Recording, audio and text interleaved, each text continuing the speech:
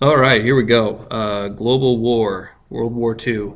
The main point of what we're talking about today is, or what we talked about today, is how we know in 2012 or whenever you happen to be listening to this, we know that the United States and the Allies won the war, and so it's really easy for us to look back and say, well, of course they won. They were always going to win. Well, it was not like that. In fact, when we were in 1942, in the beginning of 1943, an Allied victory was very much in doubt, if not unlikely. So what we want to look at today is what was going on in those um, in those years that looked bad for the Allies, and start to talk about how the Allies got it turned around. So after Pearl Harbor, FDR, as we talked about, wasn't opposed to getting involved in the war. In fact, he really wanted to help out Britain as much as possible. So once Pearl Harbor did happen, not that he thought Pearl Harbor was great by any stretch, but he wanted to get to work right away. And actually, Churchill, the Prime Minister of Great Britain, 2 weeks after Pearl Harbor, comes to Washington, D.C., and basically moves into the White House for a couple weeks. And at these meetings, I accidentally paused the thing there, so sorry. But anyway, at these meetings, they set production schedules, which seemed astronomically and absurdly high in 1941. But production schedules, we're talking about producing airplanes and tanks and ships and everything that's going to be needed to win essentially 2 wars. Those production schedules were seen as obscenely high, but the United States actually exceeded those production schedules, which is pretty impressive. Ultimately, the grand strategy that was decided was that Germany was most dangerous and needed the most immediate attention, and that Japan could wait until later. That the attention on Japan could wait until later. So what was bad for the early parts of World War II for the Allies? Well, by the time we get to 1941, 1942, the Nazi troops are outside the major Soviet cities of Leningrad, Moscow, and Stalingrad. And actually in Leningrad and Stalingrad, there are massive battles that lasted months and months and months, and millions of people died. And it's pretty incredible that the Soviets were able to hold out as long as they did. They never quite made it to Moscow, but just to the outskirts of the city. The problem for the Germans was that the winter came in 1941 into 1942, and little known fact, Russian winters are cold. Part of the other problem is that the supply lines got stretched. They couldn't get the troops at the front, the reinforcements and the medical supplies and the other supplies that they were going to need in order to be successful. So that eventually slowed the Germans down. But again, in the winter 1941-42, it looked pretty bad for the Allies. General Rommel, the Nazi general, was in control of North Africa. He was nicknamed the Desert Fox, which is a sweet nickname. And it seemed as though he and the German forces in North Africa were in danger of gaining control of the Suez Canal, which would be bad for Ally shipping routes, especially to the Soviet Union. U-boats were posing a problem in the Atlantic, much like they did in World War I.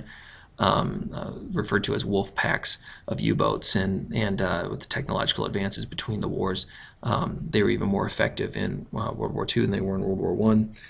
And Japan had cast a wide net in the Pacific, all the way from Manchuria in the northwest, where northwest of this area anyway, where we talked about the Japanese had attacked Manchuria in 1931, into the western parts of China, where the invasion began in 1937, into Indochina, modern day countries like Vietnam, Laos, Cambodia, the Dutch East Indies, which is now Indonesia, all the way out into the east to Midway, very near Hawaii, and also almost to the tips of the Aleutian Islands here, off the coast of Alaska. So many millions of square miles of territory here.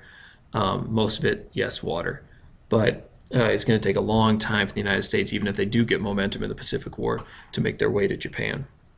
So again, in 1941, 1942 especially, things look pretty bad for the Allies. However, there are some significant weaknesses the Allies had in terms of being a long-term success in the war. One of the big problems was that Japan and Germany were each fighting two front wars. Japan was fighting China in the west and the United States in the east in the South Pacific.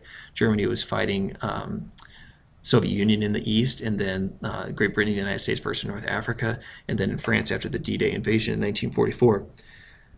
Yes, the United States also fought a true front war. The big difference here is that Japan and Germany had to spend a lot of time defending themselves and had their production a lot of times interrupted by bombing raids from the United States. Whereas the United States never had to worry about that. The United States was never attacked in World War II, and its industry could keep producing goods constantly throughout the war, and that really helped the Allies in their war effort. The Axis also never really coordinated their strategies. They were an alliance in name only. They were on the same side, but they never worked together. And you know, it was pretty difficult to imagine Hitler sacrificing for Germany's gain, or vice versa. We'll be talking in our unit about Allied cooperation and the several meetings that they had, and that was certainly a big advantage the Allies had during the war.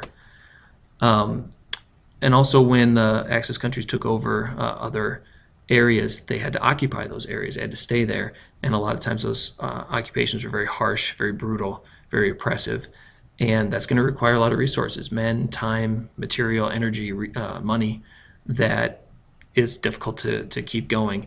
And additionally, that can give rise to resistance movements, which are going to then also require additional resources. So you talk about these occupations at the same time as they're trying to conquer other areas and expand out. That's going to be a difficult proposition for the Axis, indeed. We'd like you to read this section on this page and take note of these things. If you need to pause the presentation, go ahead and do this on this slide. But would like you to take special note of this second question, as that will pertain to one of the areas we're going to talk about later in the class. Even though most of the attention was paid on the Europe War at first, the early success for the United States came in the Pacific War.